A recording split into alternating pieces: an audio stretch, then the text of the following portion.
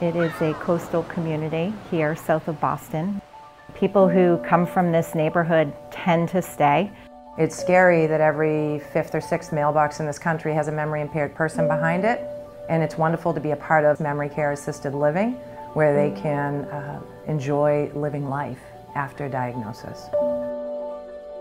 With different dementias, and there's over 100 of them, different personalities all shine through, combined with who they were prior to the disease process. We're not in the business of changing who they always were.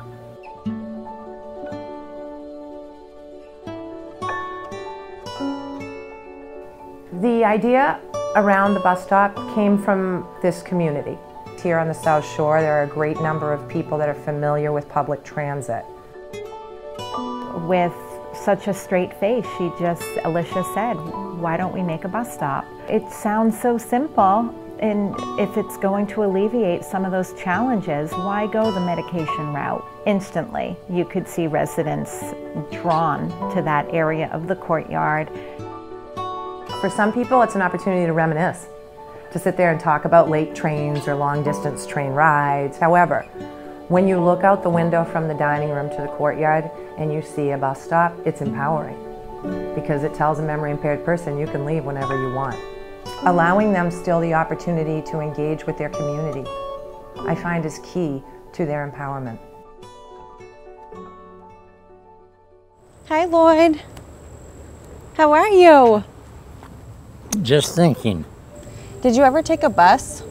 Have you ever taken a bus? Sure. Where are you going today? Where would you like to go? Anywhere you want. Getting those conversations going is the answer.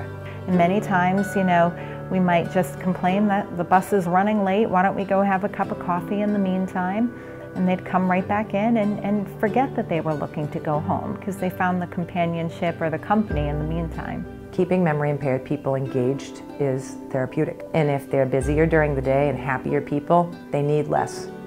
We're not in the position to diagnose which one of the 100+ types of dementia there are, but we could definitely give new direction into what to try and how to approach it. When it comes to what we train the staff on, it's constantly changing because the population changes and we need to keep changing with them. You can't put a label on memory impairment. Have an open mind. Make sure that your heart is open because you don't know who's going to come in front of you with what question, what response you might get, what kind of care you might have to provide, whether it's a handshake, a hug. I focus only on the moment, and I know that magic comes in moments. To sit at a bus stop and not have there be a bus there is normal. Going to a movie, it's normal. We don't just drive by the beach. We go in the water and we swim.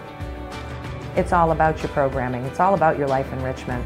If your life enrichment is rock and roll, your residents are going to take less medications. There's no two ways around it.